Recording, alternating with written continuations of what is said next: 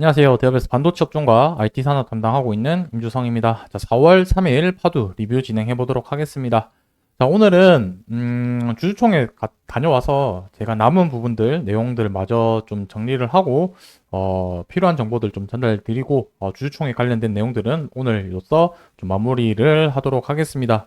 자, 그래서 주주총회 다녀와서 이제 좀 여러분들한테 말씀드리고 싶은 내용들은 이제 뭐 대표 위주로 항상 이제 답변했던 내용들을 이제 말씀드리는 건데, SSD 관련해서 매출 시기가 언제 정도 생각을 하는지, 그리고 추가적으로 이제 파두가 생각하는 신사업과 관련된 내용들, 그리고 삼성전자랑 이 CXL이 아니고 SSD 컨트롤러 관련해서 어떤 생각을 가지고 있는지 대해서 한번 좀 물어볼 거고요. 그리고 주주분께서 그거를 하나 좀 말씀을 하시더라고요. 이 외국 그 기자분인 걸로 알고 있는데 칼럼을 이렇게 쓰셨는데, CXL is dead in the 해서 이제 AI 시대에서 CXL은 죽었다라는 내용을 가지고 이제 칼럼을 쓴 걸 있는데, 그 내용을 가지고 이제 대표의 답변을 이제 좀 받은 부분이 있는데, 그 내용을 가지고 오늘 영상에서 말씀 좀 드리려고 합니다. 그래서 좋아요, 구독 한 번씩만 눌러주시고 영상 좀 시청해 주시면 다시 한번 좀 감사드린다는 말씀 드리겠습니다. 오늘 제가 이 화면만 띄워놓고 계속 말로만 좀 설명을 할 거니까 최대한 좀 빨리 얘기하도록 하겠습니다. 계속 길어지면은 지루하게 되니까.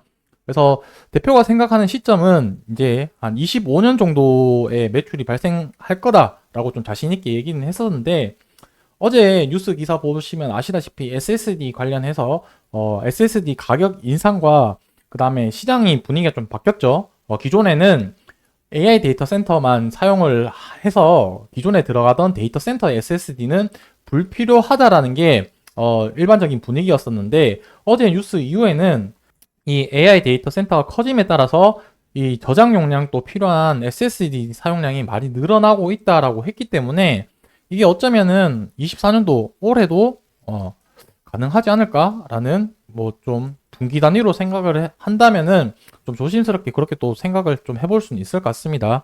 그래서 하반기 때 3분기나 4분기 때 실적이 얼마만큼 나온지 대해서 한번 또 주의 깊게 관찰해 볼 포인트가 있지 않을까라고 또 생각을 하고 있습니다.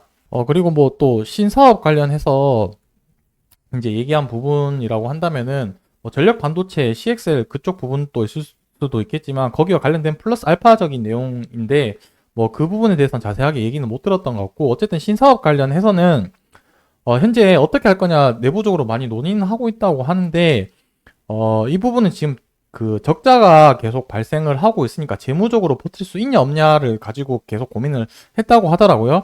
그래서 그 얘기가 나오면서 유상증자는 하지 않겠다라고 답변을 했었었고, 그래도 이게 신사업을 하려면 흑자가 발생을 하고 나서 좀 진행을 할 것 같다. 흑자가 발생을 하고 진행을 할 것 같다라고 해서 뭐 이 부분은 크게 당분간 우리는 신경을 안 써도 될 것 같다라고 말씀드릴 수 있겠습니다. 그리고 엊그제였나요? SK 관련해서 이제 SK 자회사와 관련된 내용도 있었고, 요번에는 이제 삼성전자와 좀 이런 얘기를 여쭤보신 주주분이 계셨는데, 뭐 삼성전자가 파도만큼의 그 컨트롤러에 비슷한 성능을 낼 수 있는지, 가격 경쟁력은 있는지에 대해서 물어봤었는데, 대표이사가 답변을 한 부분은 삼성 같은 경우는 삼성은 따로 뭐 판매를 하는 것이 아니고 자급자족을 한다라고 뭐 이렇게 얘기를 했었거든요. 그러니까 자기 회사의 제품에 넣는 용도로 좀 이제 사용을 한다 했었었고, 삼성은 또 이제 파운드리라는 게 이제 이 반도체를 만드는 설비 회사를 얘기를 하는 거죠. 그래서 자체적으로 가지고 있기 때문에 가격이 얼마인지는 정확하게는 모르겠으나, 뭐 이제 대표이사가 하는 얘기는 제품 경쟁력이나 비용 경쟁력은 충분히 있다. 우리가 파도가 좋다, 뭐 이렇게 얘기를 했습니다. 근데 뭐 성능이나 가격 이러한 부분들에 대해서 구체적인 수치가 없기 때문에 뭐 좋다라고 한 부분은 개인적인 의견이다 정도만 이렇게 좀 생각을 하시면 좋을 것 같고, 그 외적으로 이제 SSD에 대한 가격, 이제 TSMC에서 생산하는 가격에 대해서 얘기를 해줬었는데, 젠3 같은 경우는 뭐 생산 비용이 60억 정도라고 했었었고, 그 그 다음에 젠4랑 젠5 가격이 한 150억. 그 다음에 젠6랑 CXL이 한 300억 정도 이렇게 생산 비용이 든다라고 하더라고요. 이 비용이 수량이 얼마만큼 생산을 했을 때 비용이라고는 이렇게 얘기는 안 했지만 그냥 이렇게 뭉뚱그려서 지금 생산 비용이 이 정도다라고만 얘기를 했었고, 이걸 흑자를 낸다고 했던 부분은 결국에 이 생산 비용을 제외하고 그리고 뭐 판관비 부분 또 제외하고 나서 흑자 전환을 한다라고 했으니까 매출액 부분은 25년도 24년도 후반기에서부터는 좀 높은 매출액이 일어나지 않을까라는 이런 조심스러운 생각을 해보고 있습니다. 뭐 젠6 넘어가서 뭐 젠5만 하더라도 여기서 판관비 합치면 한 50억에서 100억 넘는다고 한다면 뭐 분기당 뭐 한 300억이 되겠죠. 그래서 이 부분이 좀 애매한 게 기준이 정확하게 없어가지고 1년 동안 생산량인지 뭐 분기마다 생산량인지 뭐 이 부분은 정확하게 없었던 부분이니까 뭐 요 정도 수치로만 얘기했었다 정도만 생각을 해 주시면 좋겠습니다. 뭐 그리고 이제 또 추가적으로 얘기했던 게 현재 구속 이제 관련해서 구체적인 뭐 답변을 요구를 했는데 이 부분은 뭐 얘기한 부분이 없었었고 뭐 말씀드릴 수 없다라고 답변을 했었었고, 뭐 추가적으로 이제 주주 환원 정책을 위해서 밸류업 정책이라든지 주주 가치 제고에 대한 생각이 있느냐라고 이제 물었을 때는 뭐 현재 적자 기업이기 때문에 배당 이런 부분은 어렵다라고 얘기를 했었었고, 이 부분 좀 명확하게 얘기를 하더라고요. 주주 환원 정책보다는 그 돈으로 회사에 투자를 하겠다라고 이렇게 좀 명확하게 구체적으로 워딩을 얘기를 하면서 답변을 했었습니다.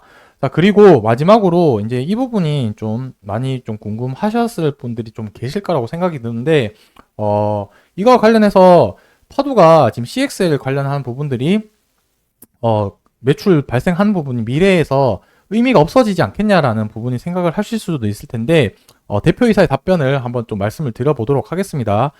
이제 엔비디아에서 쓰는 게 이제 NV링크라고 해가지고 자체적으로 이렇게 통신할 수 있는 부분을 이제 얘기를 하는 건데, 저도 이 부분은 제대로 지금 많이 공부를 안 해서 뭐 어떻다라고 얘기는 저도 설명을 못 드리겠습니다만, NV링크라는 게 있고 이 엔비디아가 쓰는 NV링크랑 그다음에 CXL이랑은 엄연히 좀 다른 용도다라고 이렇게 답변을 하셨고요.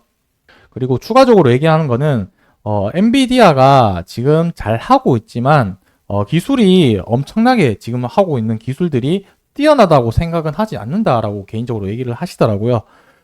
지금 어떤 방식으로 엔비디아가 사용을 하고 있냐면은 GPU 칩의 하나를 가지고 성능을 엄청 끌어올린 게 아니고 GPU를 뭐 여러 개 사용을 하면서 이 개수를 늘리면서 사용을 하고 있고 비싼 반도체를 많이 팔아서 해결하는 중인데, 본인은 생각을 했었을 때 이거는 좋은 방법이 아닌 것 같다. 그래서 이 부분을 대체할 수 있는 시장이 분명히 나올 거다라고 얘기를 했었었고, 또 얘기한 게 이제 GPU끼리만 이 통신을 한다라고 한다면, GPU끼리만 한다면 NV링크 쓰는 게 훨씬 더 좋다라고 본인도 얘기를 했지만, 현재 AI 데이터 센터에서도 여기서 GPU만 사용을 하는 것이 아니라 뭐 DB라는 다양한 데이터를 활용을 해야 되기 때문에 CXL에 있는 메모리 풀링 기능이 필요하다라고 얘기를 하시더라고요. 그래서 CXL에서 여전히 풀어야 되는 문제들, AI와 관련된 GPU 클러스터 말고도 되게 많다라고 얘기를 했었었고, 뭐 결론은 이제 CXL이 죽었다는 거는 과도한 해석 같다라고 이렇게 답변을 해 주셨습니다. 그래서 NV링크로도 해결할 수 있는 부분이 있지만 여기서 플러스 알파로 해서 CXL도 쓸 것 같다라는 본인의 개인적인 얘기를 이렇게 답변을 해 주셨습니다. 그래서 여기까지 해서 제가 세 편에 나누어서 좀 얘기를 나눴었는데, 제가 음성 녹음을 하고 이 녹음 어플이 텍스트로 또 다 자동적으로 이제 AI 기능을 활용해서 변환이 되어서 그걸 가지고 제가 하나하나씩 보면서 다시 정리를 하면서 여러분한테 정보를 전달 드렸기 때문에 여러분들 제 영상만 보셨더라고 하더라도 거의 2시간 가까이 있던 내용들을 거의 제가 한 8, 90%는 함축해서 다 전달 드렸기 때문에 제 영상만 보신 분들이라고 하더라도 주주총회 가서 질의응답한 내용들은 거의 다 아셨다라고 생각해 주셔도 좋을 것 같습니다. 추가로 주가와 관련된 얘기를 하자면 오늘 또 한 5% 상승이 나왔었죠. 그래서 이번 주까지는 제가 어제 얘기한 대로 19,500원 주봉 11선 돌파하는 게 제일 중요할 것 같다라고 말씀을 드릴 수 있을 것 같고, 내일은 제가 또 영상을 또 촬영을 못 할 것 같습니다. 내일은 또 이제 저 쉬는 날이어가지고 촬영 못 하고 집에서 저도 이제 다른 일들을 하면서 이거 주가 움직인 거는 계속 관찰을 할 거고, 금요일 날 또 같이 해가지고 또 영상으로 인사드릴 테니까 또 금요일 날 인사 뵙도록 할 수 있도록 하겠습니다. 오늘 영상은 여기서 마무리하도록 하겠습니다. 감사합니다.